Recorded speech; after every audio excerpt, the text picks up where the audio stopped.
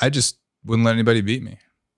So you kind of transmuted your competitive nature into your business. Yeah, I would say so. And I had good understanding of mapping the year out backwards and staying disciplined to the result, right? Like, this is how much I'm going to sell this year. The year I did 3 million, I remember going into that year, I told my wife, I was like, hey, look, it's not going to be a great year in terms of like hanging out, but I need to see what's possible. I'm literally going to work 365 days straight and see what production can happen.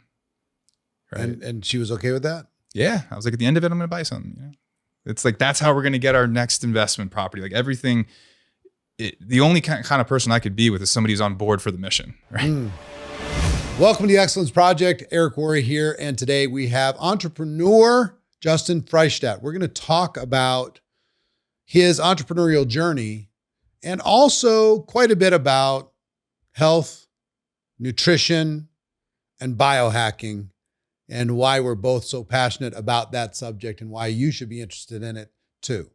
Health is wealth. I think we all need to be better. I think we all need to be more knowledgeable. Now is a good time to be able to do it because those that do are going to live longer. So with no further ado, let's jump right into my conversation with Justin Freishtat. Justin Freishtat, how are you? I'm great. Thanks for having me. Oh, it's nice to have you finally. We've been in the same town for how many years? About 1.5 years, I guess now. 1.5 years. And, we haven't connected yet, which is stupid. Yeah, agreed. Crazy. You live on the other side of town. And what's funny is in Vegas, there's 2 neighborhoods, basically, the Summerlin area, the west area where you live, and Henderson, where I live, which you guys call Hendertucky, which is like the other side of the world. You're in the acceptable part. It's okay. Am I? Yeah. It's not too rough over here. It's okay. No, I love it. No, it is. It's funny. It's funny about this town. What surprised you most about Vegas? So when I was figuring out where I wanted to live next, I went to all the zero tax states, all the cities I did the same. Thought I'd want to live in. This is the most unique place where you can be up on the mountain feeling like you're in the universe, just totally separated from society, but 15 minutes from all the best restaurants in the world. And all the fun. Yeah. Great shows, everything else. No tax, no bugs. Constant sunshine. Yeah.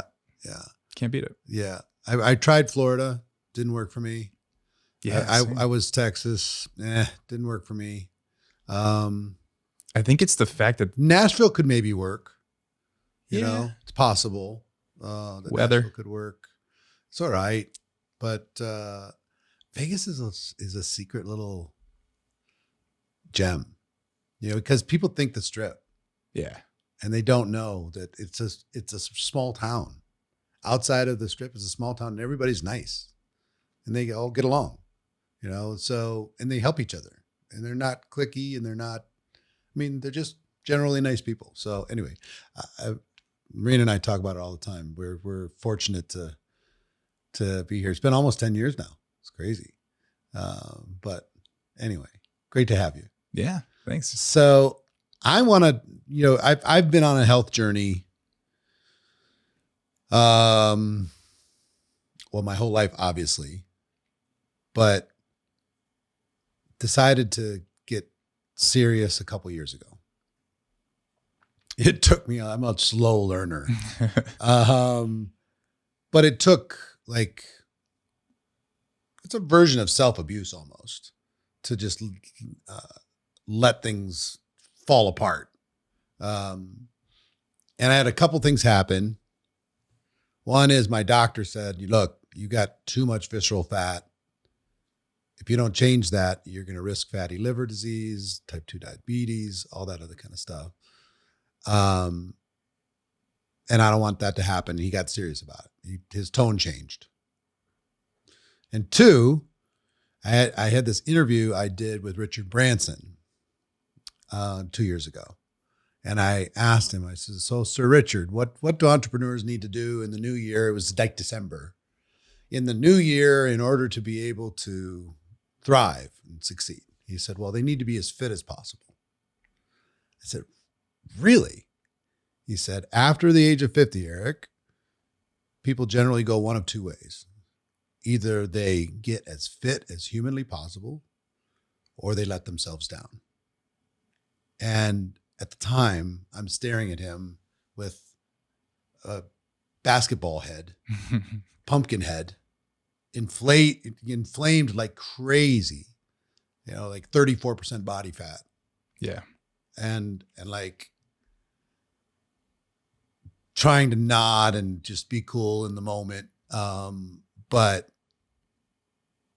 like, shit, I have to do something. So the next month I started a 90-day run, accountability group.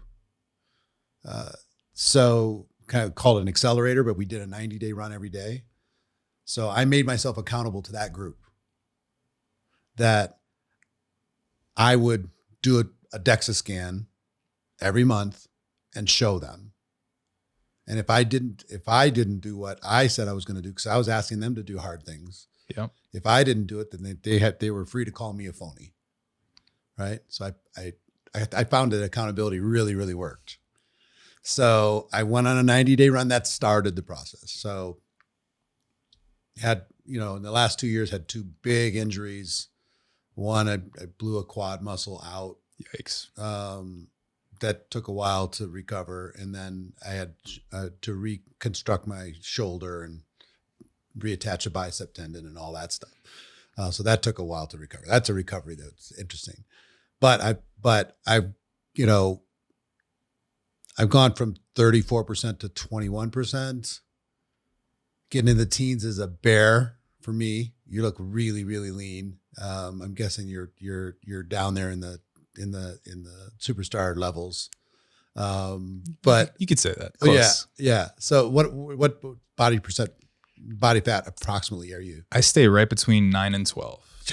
And I can feel the difference at every percentage. And how old are you? 37. 37. Yeah. You don't want to go under 10. Doesn't feel very believe good. me. Hey, believe me. I'm gonna be doing backflips and so happy at 15. You can't even imagine. But grinding down these percentages one by one. I've been inspired by a couple people, because going to Necker Island, where Sir Richard lives, he literally is moving 4 hours a day, like physically active, aggressive movement. Hiking, tennis, kite surfing, cycling, something, 4 hours a day. So I'm like, huh. And he's, I don't know, 73 or 74. And just, shirt off, ripped. He's living life, having fun. So now I'm fanatical. So I'm in the gym doing the stuff. I've got all the protocols there is to have, I think.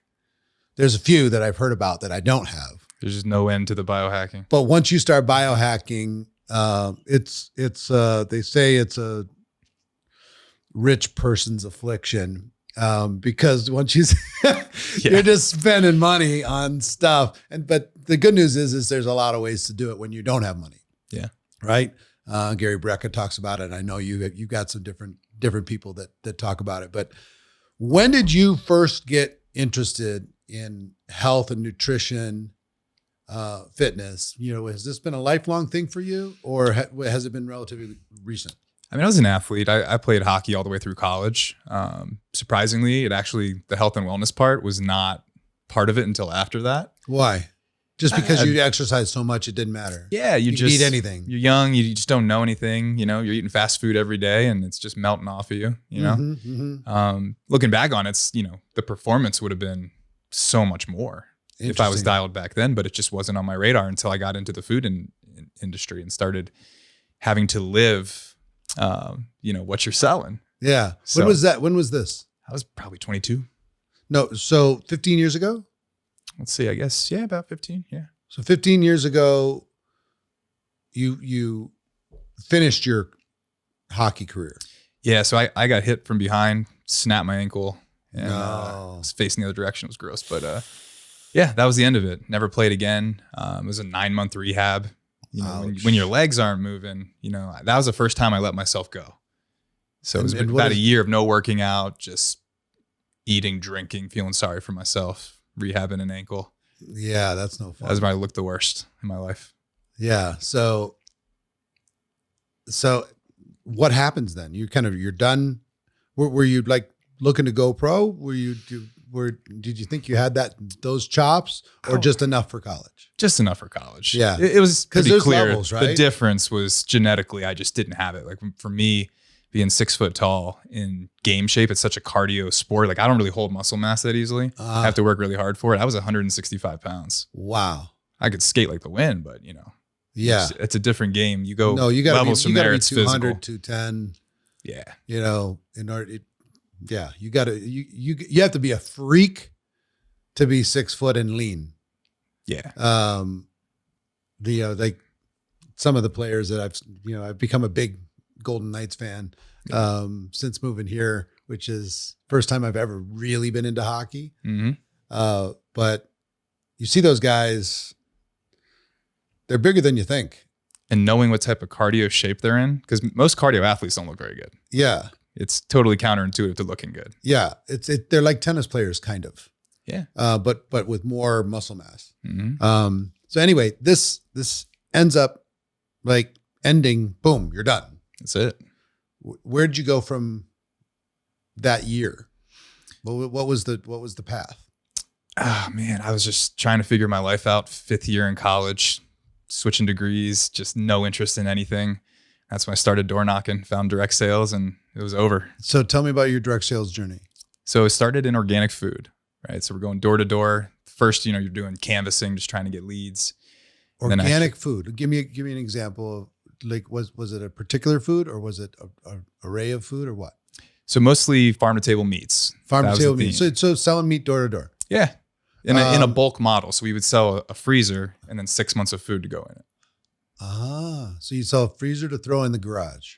Exactly. And a whole, a half a cow or something. Yeah, exactly. Interesting. So, so were you actually door knocking? Mm-hmm. Really? Yeah, that's how it started. So how many doors do you think you've knocked on in your life? Oh, thousands. Yeah, definitely thousands. Yeah. And were you good? Best that ever did it in that industry. I've got every record there is. Really? Yeah. Yeah. I saw. So if you think about an average ticket was $3 to $7 grand, and I sold 20 million door to door. $20 million at that price point. Yeah. Over how many years? That was like over 10 years, and then started building teams too. So at the end of it, we did about 87 million total. 87 million cumulative. Mm-hmm. Yeah. And what kind of margin in a business like that? Not great. The food has very thin margins because we were getting the highest quality stuff. The things that are in the restaurants here, like Creekstone Farms beef, Snake River Farms Wagyu, that's what we were bringing to people's homes. So not much margin in the food, even at a pretty high price. So we had to sell appliances where we had the margins. So the appliance was the thing. Yeah. Yeah. We did grills, cookware, cutlery, whole house water systems, air purifiers. So it's like it's like ink for the printer instead of the printer. There you go. Yeah. All the margins in the ink, yep. Not in the printer. Yep. And you discount the food if they bought an appliance. If you buy 2 appliances, the food gets cheaper. So it ends up being, wow. Makes a lot of sense when you put it on paper over time, as long as the customer Who came up with that concept of the appliance piece? Because I'd never even heard of that. Yeah. There was a company in the 80s called Colorado Prime. They went nationwide, huge. The whole thing blew up and the industry was kind of dead. And it was on my dad's radar and he kind of brought it back. Okay. Yeah. So it had faded? Yeah. There was nobody really doing it at a high level. Yeah, there were some small companies. Did they go away or were they still operating? Gone. So why? Why were they gone if they did so well? You don't know? Don't know the details, but bad business ops. That's what it sounds like. Mismanagement. Okay, so it was on your dad's radar. Yep. Your dad always an entrepreneur? Yeah. Yeah? Why the chuckle? Oh, it's just incredible. Growing up with somebody like that was building $20-30 million businesses in the 90s, So he's always building something. Yeah. Build and sell? Build and sell. Or build and continue building? Both. A little bit of both over the years. It's kind of a wild ride. I've never really done a big, I did one big exit in my life. Yeah. But that's it. It's always just been build. Mm-hmm. And then build and build and build and build and build, and then take whatever proceeds from that and invest. Yeah. But it's never been build with an intention to say somebody else is going to buy this and run it. Yeah. A lot of lessons when you get there. Yeah. We exited that business and you start to learn what a private equity company wants out of a business and what your valuation actually is based off of what you've invested into the systems and how much more it can scale. Lot, right?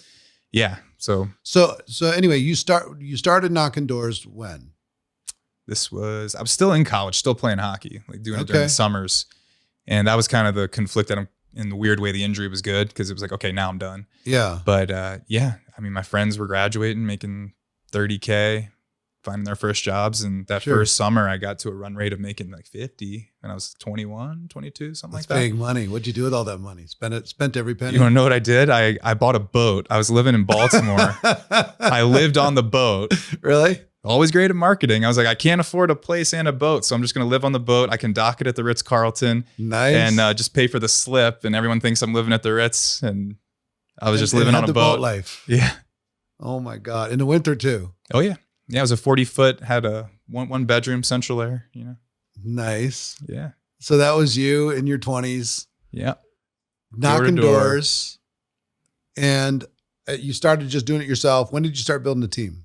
That was later on. So I'm going to say probably 5 years into it. So for a while it was just you, or was it your dad's company? There were three of us. Yeah.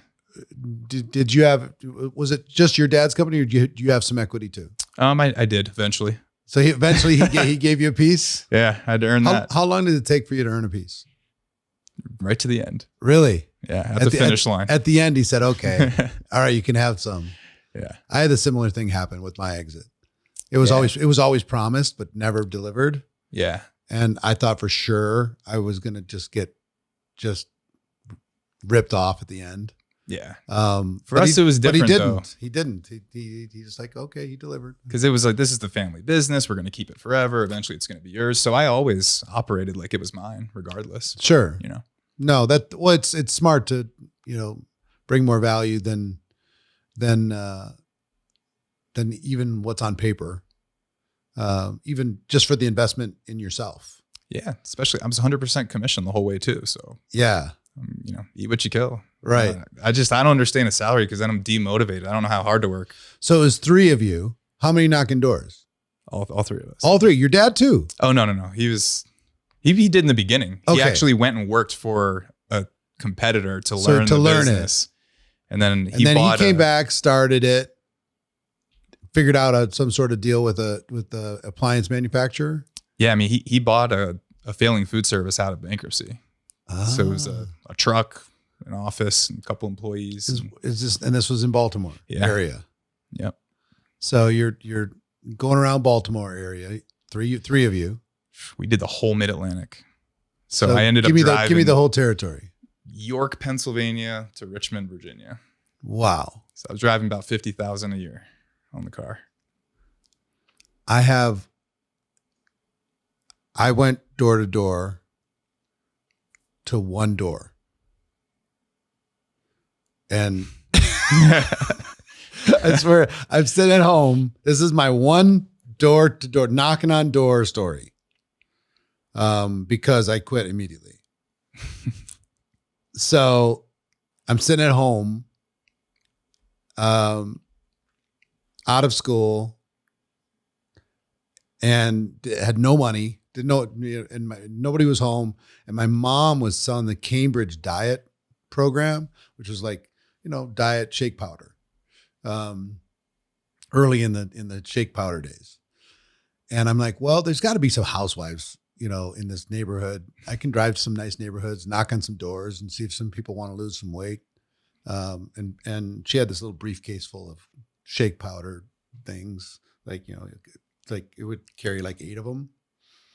So I'm like, all right. So I put on my little JCPenney suit and get into the family station wagon, and nobody's home, and I grab the briefcase. Yeah. I'm driving and I'm sweating, and like, I'm so nervous, like to go knock on a door. And if I say that this is silly, I just got to just start.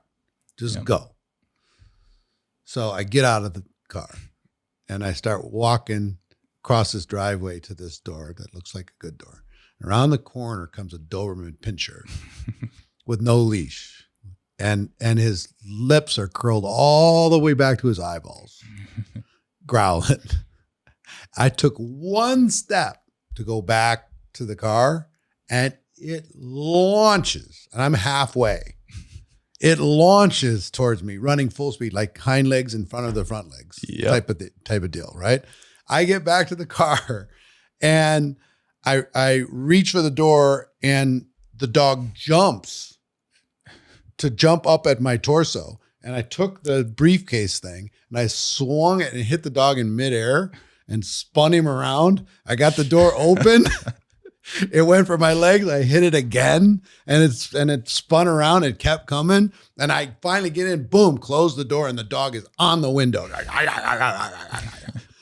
So I'm like, I am done. I am not going to knock on another door ever again. So I joke when I tell that story sometimes that this Cambridge diet program saved my life, right? So it's just That's great. just as a weapon.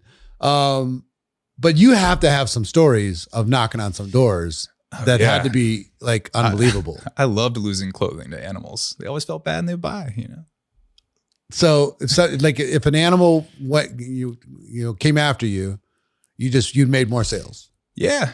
That, or usually it was when you're in the house because cats are sneaky. They just come up and They come out of nowhere with their claws. Really? You'll just have like claws in your leg. That or kids. or kids. Yeah. So give me like a real story, not just a generality. Give me one that stands out. I mean, this one's okay. The craziest stories aren't anything like that. It's like somebody sets an appointment and they've got a plan. And it's, hey, you're actually here for something with my wife. Really? Oh, yeah. I've had stuff like that happen. Wow. Oh, yeah. You go into different homes every day, you're going to see some crazy stuff. I think the biggest is the hoarder houses. The people they'd have just stacks and stacks of just garbage Just everywhere. Stench. The way some people live. I mean, I walked into a house once and like the door opened, it just hits you in the face.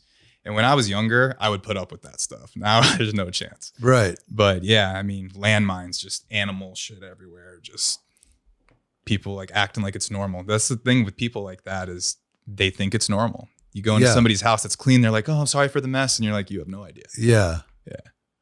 So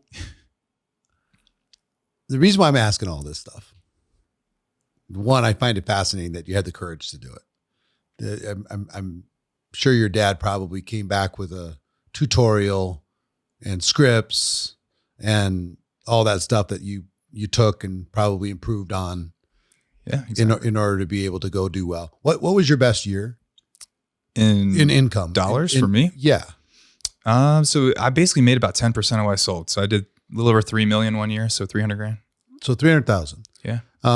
So that's a lot of money for a guy in his 20s. Yeah. Why I'm asking all this is I work in the direct sales and network marketing space. And these little solopreneurs that never have to deliver a product really. The company ships it directly to the consumer. Yeah. All they have to do is educate the person about it. And they get commissions for every time that customer orders for forever. Do you think entrepreneurs have gotten a little soft post-pandemic? Absolutely. Do you think because there's a big spike during the pandemic Yeah. in the network marketing space. And afterwards, everybody's just like, well, what happened to my income? My income's dropped in half. Well, you got a big spike. That wasn't real. I have a theory on that. Give me the theory. I think it was forced innovation. People didn't have the courage to take the leap. They were getting laid off. They were being forced into change. Yeah. And that got them to do something. And then they found some success. And then once they did, they immediately kind of stopped working. Like afterwards. That I can't The explain. reason why I'm curious is the number of people that would actually go knock on doors to get customers inside of network marketing is approaching zero. Really? That there's no way. I mean, they're so too cool for that. I mean, they're just clicking buttons and posting on social and Oh, they just think the content's going to make the sale. yeah, Yeah. attraction marketing. Doesn't work that way. Well, it does sometimes. Yeah. It does sometimes for people who are real influencers. But for everybody else, you got to go start some conversations. Right. I have the saying that all business is conversation. You got to start some conversations. And once you start enough conversations, you'll have an opportunity to pivot that conversation at some point and educate people to your product, right? Or your service. But I don't know if it makes me, look old or something, but it feels like this next generation of entrepreneur is a little entitled. They're just like kind of sitting back, waiting for somebody to pay them more money for doing less work or whatever. What gave you more of a work ethic because I'm sure when you started building teams, you had people that were just not willing to do things you were willing to do, right? Nobody was willing to do what I was willing to do. Yeah. So any theories? Was it because you treated it like it was your business or? No, I just wouldn't let anybody beat me. So you kind of transmuted your competitive nature into your business. Yeah, I would say so. And I had good understanding of mapping the year out backwards and staying disciplined to the result, right? Like this is how much I'm going to sell this year. The year I did 3 million, I remember going into that year, I told my wife, I was like, hey, look, it's not going to be a great year in terms of like hanging out, but I need to see what's possible. I'm literally going to work 365 days straight and see what production can happen. Right. And she was okay with that? Yeah. I was like, at the end of it, I'm going to buy something. It's like, that's how we're going to get our next investment property. Like everything, the only kind of person I could be with is somebody who's on board for the mission. Right.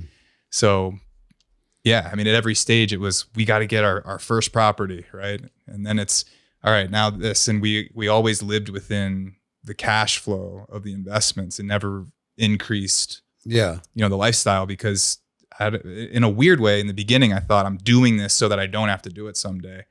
And then I realized that I'm just who I am. I got to be working hard on something. Right. But it gives you options and choice to what do I want to put that effort into? That's why you're right about the rich man's biohacking thing. Like that's my dream, is to just spend all my money on biohacking. Isn't it crazy? Yeah. So you ended up exiting that business when? That was March of 22. Okay. So a couple of years ago. Yep. So what did that feel like? It's what you dream of. And then you realize I got to start over. Like I got to do something. It's the weirdest thing in the world. It's so weird. Like I have this stack of cash, but now I don't have this asset that I built. And I know how to do one thing so well that you wake up every day and you're just firing on autopilot to, all right, now I got to reinvent myself and see if I can do this again. And you're back in the learning phase. It's brand new. Well, and I know you're still in that learning phase as far as like reinventing and you've got various business ventures and successes and failures and all that stuff. And you're still in process of reinvention, but here's the great thing that you have. Let me give you some encouragement. I would give you every single thing that I have, every penny, every ounce of everything to be 37. It's like, bro, you have the gift of time. And I'm sure as a competitive person, you're feeling like you're getting old and you don't have this time. You have a lot of time in order to be able to do amazing things.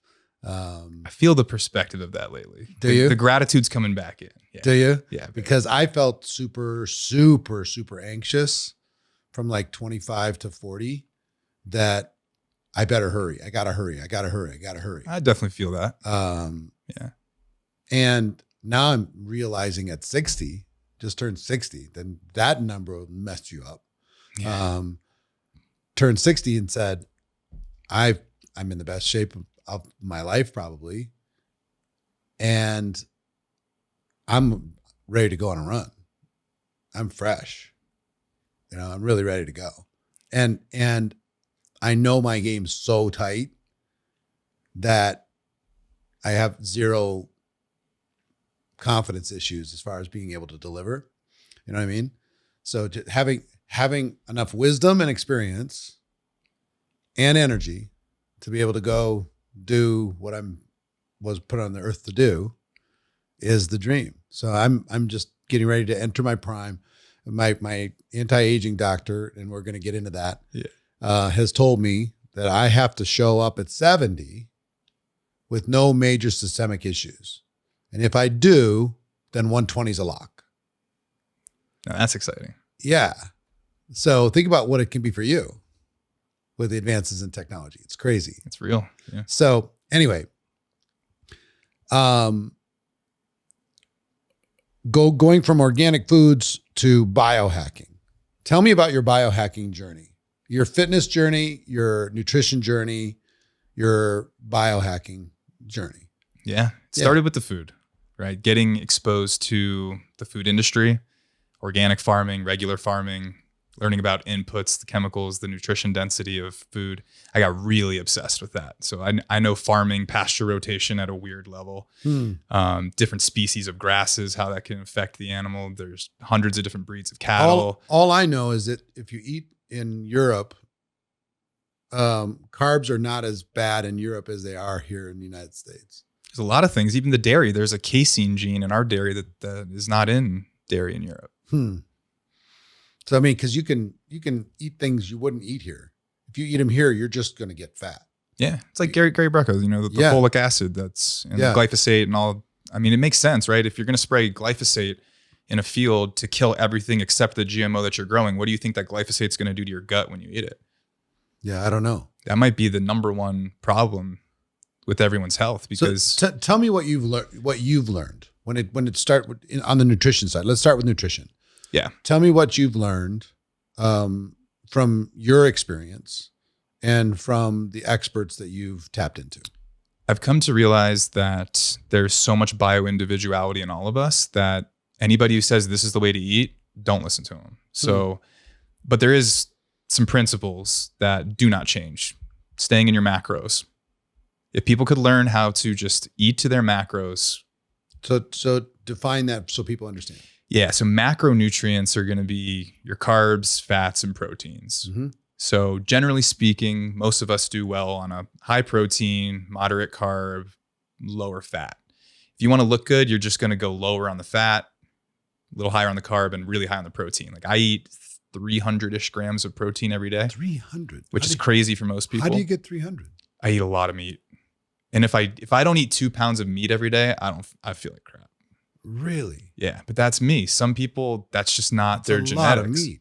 Yeah. So just describe how you eat that much meat. So walk me through a day of 300 grams of meat protein. Yeah. And by the way, I only do this, let's say 6 days a week. Got it. At the most, because I can get into that 90-10, 80-20 principles. Understand. With lifestyle. But I get flap steaks. It's also known as bavette or sirloin. Mm-hmm. It's the thin, it's kind of like a skirt steak, but it's wider. Yep. Anyways, I cook a bunch of those. So they're a couple pounds of steak and then just ground turkey and ground chicken. But I get 99% lean, so it's just ground breast meat. So most of my meals during the day, because the turkey and the chicken's leaner, I just mix that in bowls of basmati white rice. I'm eating meat and rice. In the morning, it's steak and eggs. And then for dinner, it's another steak. Just 2 meals a day? No, I probably eat 6. 6 meals a day. I like a lot. So walk me through it during the day. So walk me through it. You get up in the morning. When's your first meal and what is it? First, it's coffee. Okay. I put a scoop of flavored collagen in it, 15 grams of protein right there. Got it. Right. Instead of a creamer. Like these are little decisions you learn to make over time. Yep. Right. So now I've got no fat and sugar in the morning, but I'm still getting coffee that tastes good. Put creatine in there.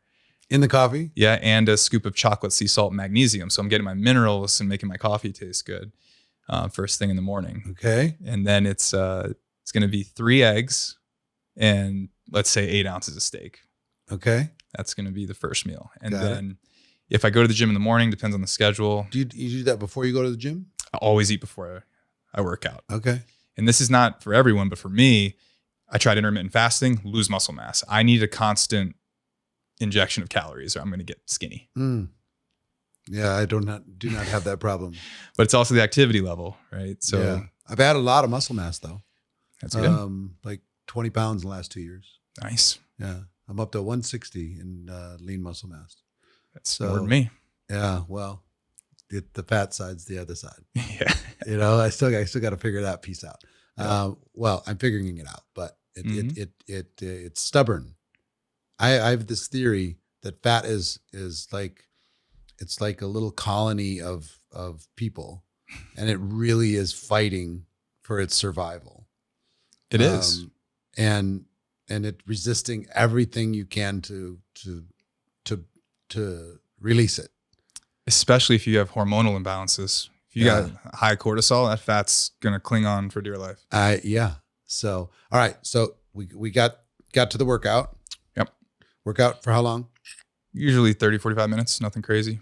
So pick a body part and hit it hard? Yeah. Take it to failure? Leg day. No, I never work out to failure. I stopped doing heavy weight too. If I can't do 12 reps or more, like that's my last set. I'll do 20, 16, 14, 10, somewhere in there. Okay. 10 to 12. But Got it. Don't go to failure. Tired of getting injured. Yeah, I'm with you. That was my biggest thing. I'm just literally in the last 6 months, I can like go without fear of injury. Like I can go. Yeah. You pick a body part and I can go. The only thing I'm really struggling with is flexibility. Same. Like my gosh, my hamstrings just from old tears, playing football and stuff, old hamstring, like partial tears and stuff. They're just all knotted up. Yep. So there behind my knees, all the calf muscles, all that stuff. If I had to like put my, stand straight and put my palms on the floor to save my family, they're all going to die. It's like, there's just no way. I just want to jump in and say, I hope you're getting value from everything that we do at the Excellence Project. And if you do, make sure to follow us on all the social platforms.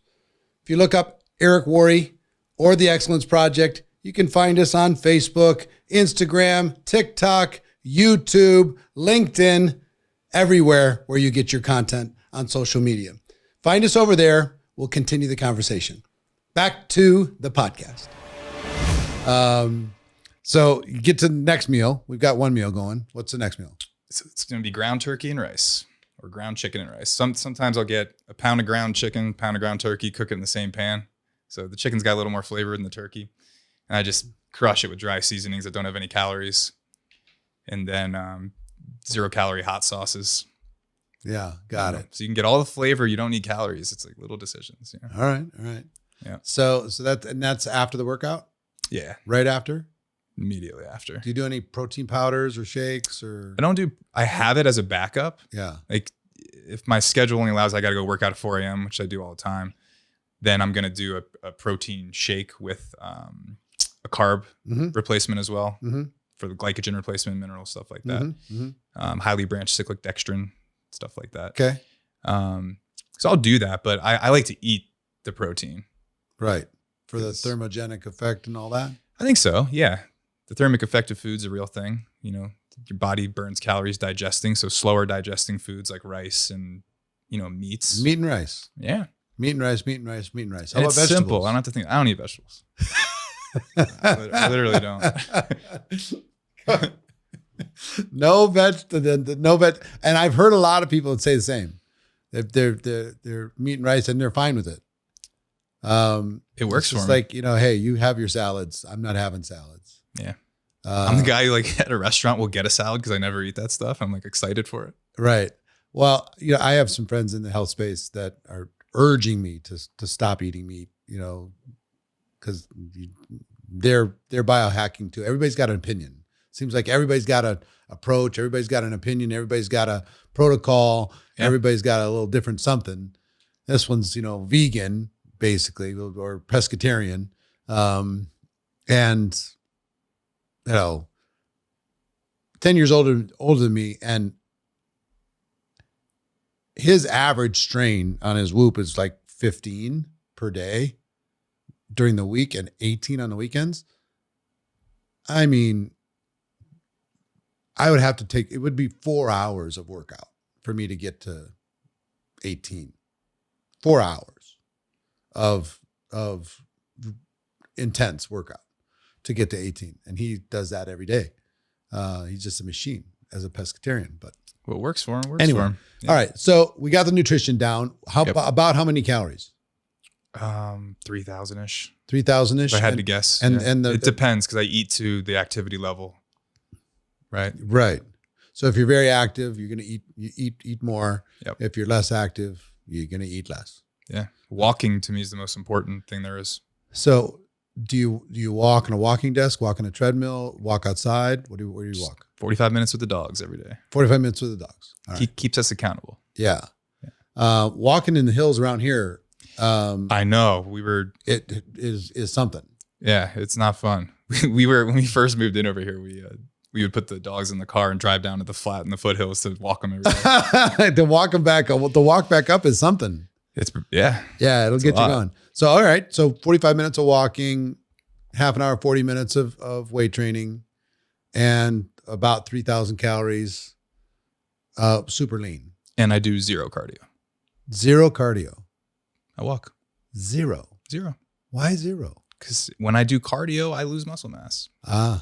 See, I have to like double on the cardio.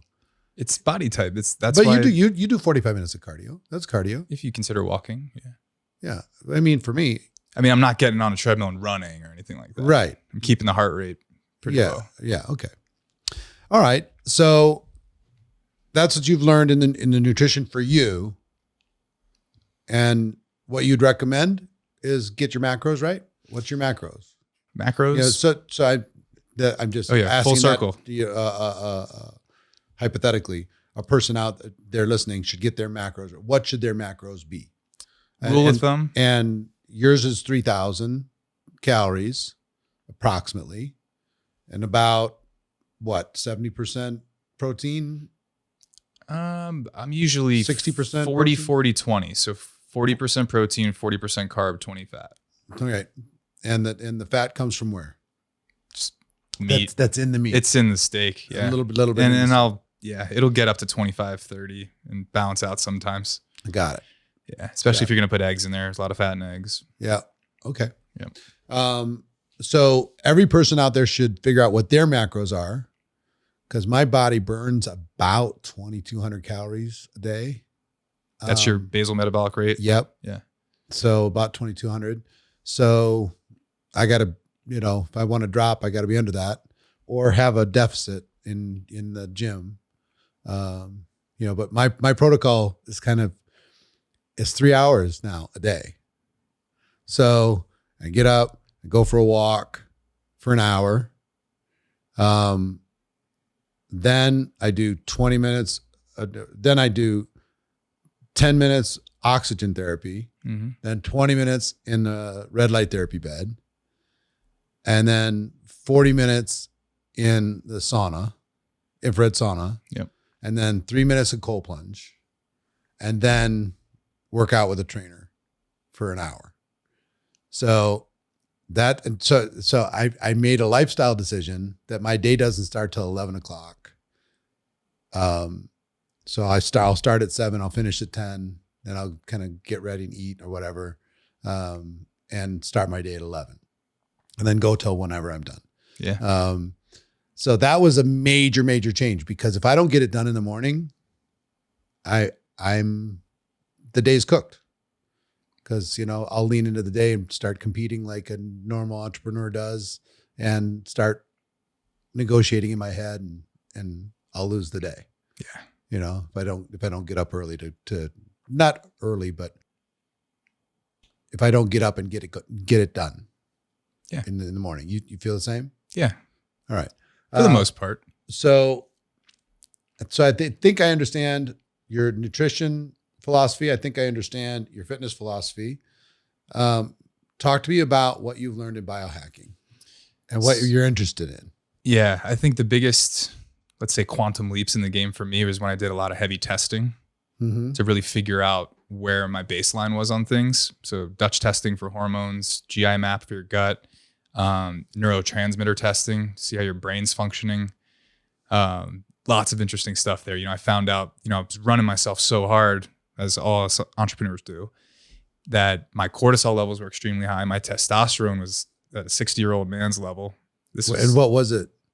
On the Dutch scale, it was a 24. I know it's different than the other one, but it was probably around like 150 to 200, somewhere in there. Low. In my early 30s. Yeah, low. Right? So I had jacked myself up. And then you could see on that Dutch test detox pathways, like the glutathione detox, mine was not detoxifying properly. And it shows you, it leads to DNA damage, which is potentially cancer. So you can look at this as, you want to look good, feel good, but you might be preventing some terrible things from happening. For sure. Yeah. So, all right. So you did a lot of testing. Yep. And, is that expensive? These tests are somewhere around $500 usually. For most of, you can test just about everything for that? Or a neurotransmitter is going to be 500. The Dutch was 500.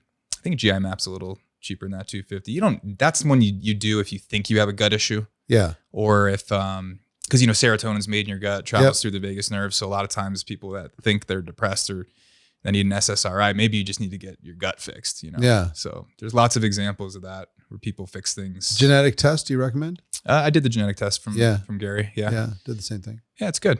Yeah. Because it creates awareness. Right. Right. You don't know for sure, but you at least know where you're predisposed. Right. And it tells you a lot about how understanding yourself, I think, is the first step to making any progress. Yeah. So I really recommend doing all the testing. What protocols do you do? So do you do grounding, cold plunge? Do you do, tell me all the different protocols that you do, the actual physical protocols. Everything you laid out is on my bucket list that I don't have yet, but I do the cold plunge. Don't have a sauna yet, but we just moved in our new house like 2 days ago. So I'm going to get an infrared congratulations. Sauna. Thanks. What else? For me, it's a lot of just because I screwed myself up. Like I got to do a moderate level of TRT to get the testosterone where it needs to be, and then take a estrogen blocker to keep that down. So Gonadorelin probably. It's anastrole, I think is what it is. And there's all kinds of stuff. Like I was having really bad joint pain at one point. So mixing in a little decanandrolone. Like there are things that are stigmas that I think that you use at a responsible level that can really improve your quality of life. So as long as you're doing your labs every 3 months, making sure your liver's good and, so all that. But I used to take a ton of supplements and I pretty much cut it all out. And that's when I did the genetic test, and it was like, you don't need to take all these supplements. You need to just supplement for the deficiency that you have. Right. That made a lot of sense to me. So who's your favorite biohacker? Right now I'm going to say Dr. Rewire. So spell the last name. So it's Dr. Alok Trivedi, but his brand is Dr. Rewire. Rewire. Rewire your body. Rewire your brain. I'm really into the brain health stuff right now. So, and what have you learned most from him? Man, root causes, trauma, your life experience, the connection of your physiology and psychology is so related. And they can see now in neurotransmitter testing, like where you have blockages, so you can rewire those things, create new neural pathways. If you've been through, it's like a lot of people, they don't have memories of certain areas. When they've been through things, and you can see it in the neurotransmitter testing. Things will be inverted, blockages, and they can identify it and start to work on fixing it from a scientific perspective. I saw a video. You've probably seen the video where a pathway is created. Have you ever seen that? I don't think so. Where it actually happens. You watch it in the brain, and the neurotransmitters are like connected, and then finally, like boom, they connect. Yeah. And then they strengthen. And you go, and that's how a pathway is created. It's like, holy crap, you actually see it happen inside of a brain. Yeah. And we're a product of all of those pathways, right? Yeah. That's how That's how we program ourselves, you know. And I got programmed by Jim Rohn and, you know, all the different personal development people. Thank God. Yeah. Instead of being programmed by somebody who might not have had my best interest at heart. You know, and I'm lucky enough to not have any massive childhood trauma, and like a lot of people have had. I've been very blessed that way. Was protected from where a lot of people weren't. You know, that they have to kind of face their childhood trauma and kind of manage their way through it. So Dr. Rewire. Yeah.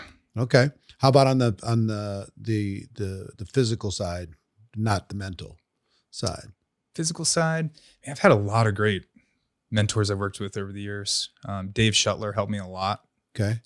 He's down in Texas, but he's the one who put all this hormone stuff on my radar, the GI maps. I had like H. pylori, and then whenever I believe in something, I'm like referring everybody. Sure. Friends that had like extended guts, finding out they had parasites, and it's like people are walking around just thinking it's normal, and they have no idea what they're dealing with. Yeah. Yeah. So obviously Gary Brecka for me. Yep.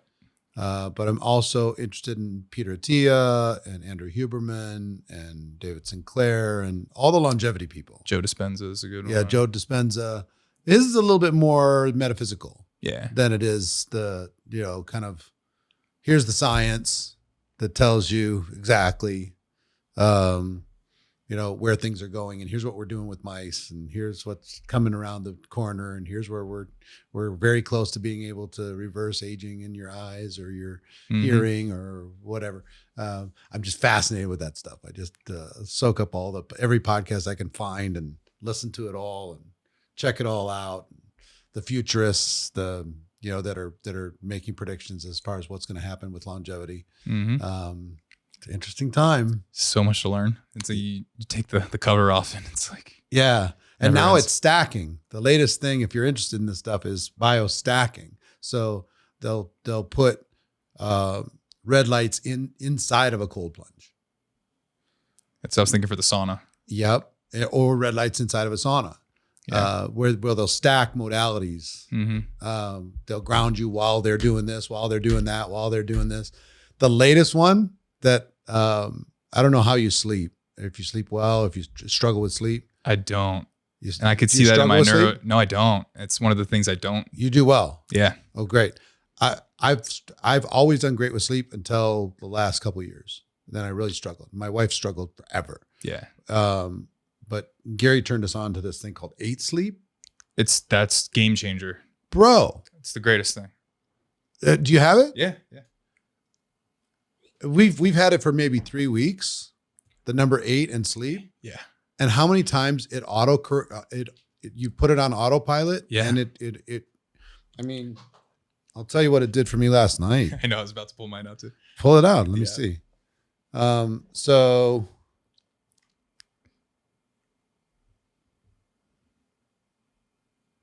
I did okay last night. It was a 92% on the quality.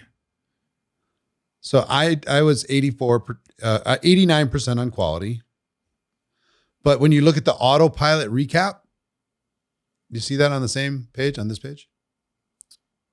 Oh, see, mine doesn't say that. Go to the measurements on the far, right there underneath the dates.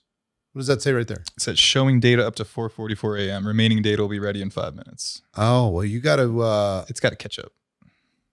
You got to like maybe update the app or something. Because I've only had it for like 2-3 weeks. Yeah, I think you're right. So when I hit autopilot recap, it made 8 autopilot adjustments while I was sleeping. It increased my REM sleep by 50%. It increased my deep sleep by 29%. Mostly by adjusting temperature to enhance the sleep. Right, because it warms in the REM cycle to enhance and cools in the deep. Yeah. Yeah. So and it totally, completely changed my wife's sleep pattern. She was sleeping like 4 hours a night, and now she's up to like 7 in like 2 weeks. The biggest thing it does for me is the data just doesn't lie. So like I can see like if I drink any alcohol at all, my HRV tanks, right? So It's like when you don't know what's happening, it's easy to have bad habits. Well, the other thing that's happened from this, my HRV, and HRV is affected by age quite a bit, has been like, let me see, has been on average 26. Okay. Which is not a great number. I'm sure yours is huge, right? Depends. It's all lifestyle. Like I'll get into the 90s or hundreds if I've been perfect. I know. But I will tell you, I've gone from 26 to averaging like 38 just with the sleep. It's a big increase. 38. Yeah. In like 3 weeks. This podcast is not sponsored by this product. But yeah, that one was a really interesting hack. Yeah. The other thing I would just say that the other hack for me is red light to heat to cold. Yep. And then warm up my muscles before a workout. If I do that before a workout, it's amazing. After a workout, it's a mistake.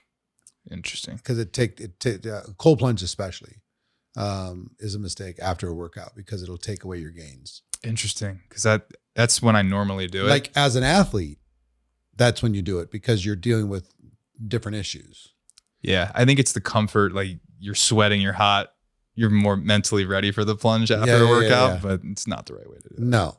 Well, I will just tell you there's been a big difference when I just look at the data. Mm-hmm. Huge difference. Interesting. So is there any part of this whole health aspect, health journey that you are you're finding a way to monetize, you're finding a way to turn into business? Used to. Yeah. Are you thinking about it now since you're passionate about it? I mean, it seems like it would be a natural fit to figure out something to be able to. I thought about that when we first found out we were going to sell the company. And what am I going to do next? I started a health coaching company. Yeah. I've seen every program there is. There has to be a way to monetize it just like crazy. Definitely. Yeah. Because it's such a hot topic. It's just such a big space. But I guess what I've learned about myself is I like being the entrepreneur. Explain that. Just like at the first business, right? Like my dad was ops, I was sales, great team. And by entrepreneur, you mean somebody inside the company that is innovating or just running the parts I'm not interested in. So when I started that health coaching business, I was still doing the food company too, but I needed to figure out what I was doing next. So yeah. And I'm doing every part of the business and I just hated 90% of it. I'm like, I just want to go back to sales. Right. Right. So then I was thinking, okay, I need to find the right people to partner with, the next thing. And that's when I went into the marketing space and raising capital for hedge funds, which got it. It's been a ton of fun. It's been super challenging. Yeah. But found great success attaching to myself with people that are good at operating and I could just go out and drive revenue. Yeah. That's what I like to do. So tell me, what are your biggest lessons that you've learned on your business journey? I mean, give me 3, 4, 5 lessons that you think made a difference for you in your 37-year-old journey. I learned more in the last 2 years than all of it combined. And why is that? Because same thing like with the pandemic, forced innovation. I was forced to go get out there. Without resistance, there's no creativity. So you were forced to pivot. Yeah, spent so much time staying in my lane, which is there's something to be said for that, to be diving into your business and all that. But I did zero networking. I went to no events. I had no idea how big the world was. I just knew my organic food, right? And yeah, locally, lots of partnerships, micro gym owners, referrals, stuff like we built a business that way, but I was not around people that were doing monstrous things. And when we sold the business, that's when I was like, I got to get out here. I went to tons of events, spent money I could not make sense on for networking. And but here's the question for you. How do you convince a person that's not in forced innovation to go do it? That's a great question Because if you have the wind at your back, it's hard to you have to create that hunger or that scarcity mentality and act like you're broke in order to be able to go out there and build a better network. If you know that your network's weak, for example. Yeah. The pain of staying the same has to So outweigh the pain of change. You got in pain.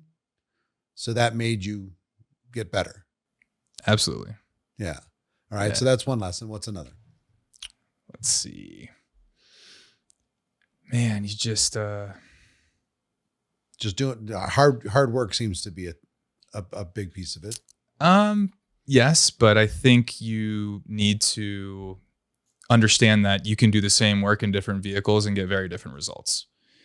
You know, going from working 365, selling a $5,000 ticket to make 300K because you only get 10%. Then moving to, where the minimum's 100,000. I made $1 million sale in 15 minutes in the next vehicle. And I started to understand that, hey, that was more fun. Skill sets translate, but the product's way bigger. The reward's way bigger. So I think the vehicle you choose is actually the most important thing. So what advice would you give to entrepreneurs on how to choose a vehicle? I think what would you use to evaluate? I think there's a certain degree you have to figure out where you are and be realistic. I think the concept of the food chain, of knowing where you are in the food chain, is so important, right? People that are acting above where they are or diminishing themselves, you have to know what your skill set is and dominate that, right? So, if you start in, let's say, selling phones at Verizon, be the best at that, and then don't get comfortable. It's time to move on to the next bigger product. I wish I would have done those things sooner.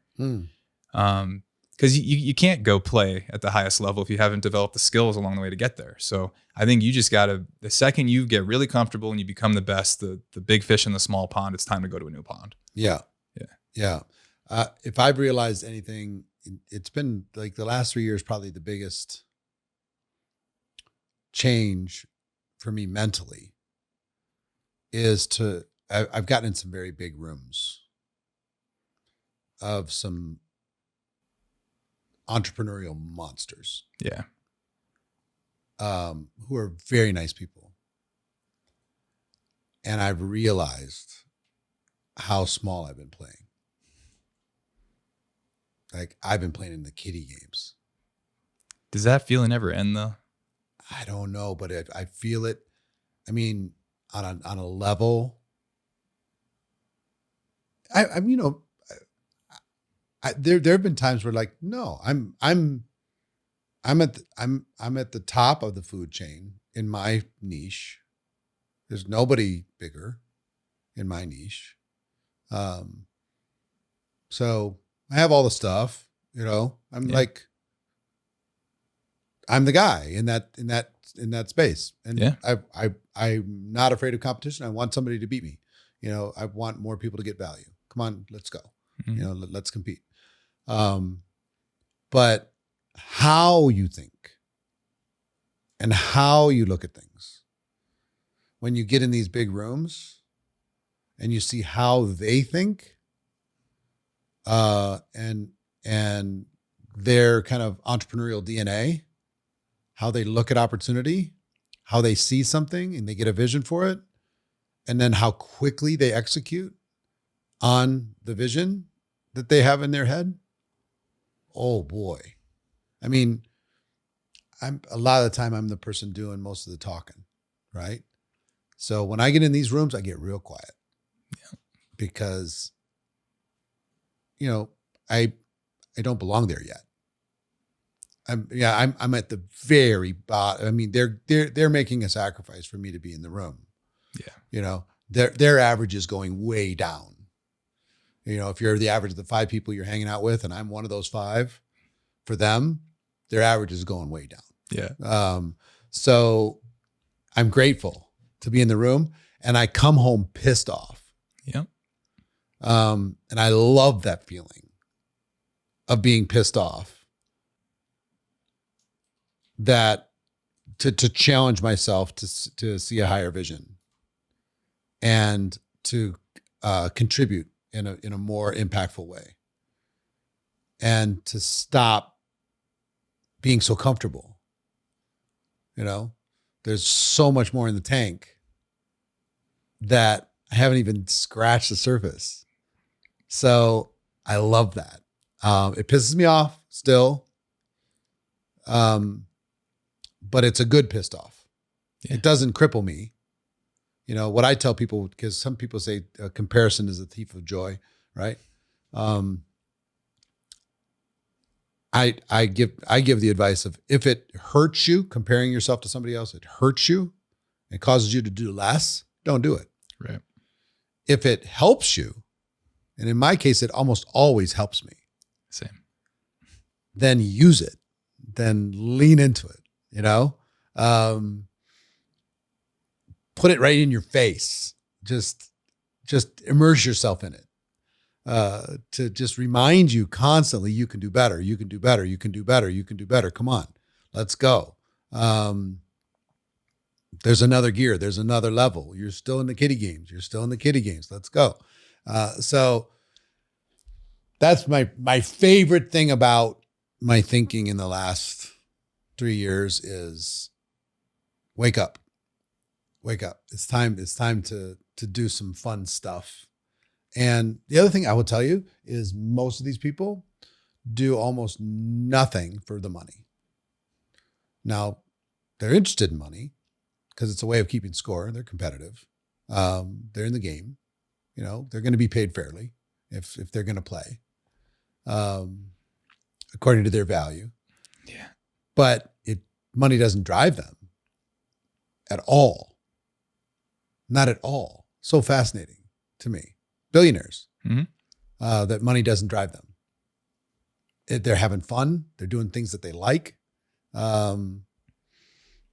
or that are rewarding for them. I think one of the big myths of entrepreneurship is only do what you love. You hear this advice, only do what you love. You never work a day in your life. That's such garbage. It's so not true. You got to work hard sometimes, but you love the game, but you'd be willing to pay the price, just like when you don't love all those practices when you're playing hockey, but you enjoyed playing the game, scoring or whatever. Yeah. Being in a big game and winning in a big moment is that's worth a lot. And it's so infrequent, right? There's so much more losing than winning. Yeah. I mean, you learn 10 times more from losing than you do from winning. But people are so afraid of being judged that they don't risk it. That's it. You know what I think is one of my superpowers, me along with my wife, and it sounds like you too, is we are very risk tolerant. We don't have any aversion to risk. Were you always like that? No. I had to develop it. Yeah. Wasn't always like that, but I think once you realize that you have earning power no matter what, you can always make a living. Yeah. Once you have that foundation, then lifestyle can fluctuate. And you can take some big swings. Like when we built our studio, it's big freaking swing. Nobody I know would do it. We spent $20 million we didn't know we didn't have. No bank would finance it to build that studio. And another 5 million since in the last 4 years. And everybody thought we were just insane because we're basically gambling all of it. And if that first event didn't work, it was called BK. Yeah. Done. Cooked, But my wife built the studio. I sold the tickets to the event and off we went. So yeah, I think we're a little unusual that way, but what I like is the rooms that I'm in, they're not afraid of risk either, with the big shots. Yeah. They're like, nah, there's some that are, There's two billionaire classes. One is at all costs, don't risk anything. You know, your involvement's free because you're a big shot and you're a big name, and you know, you just get free.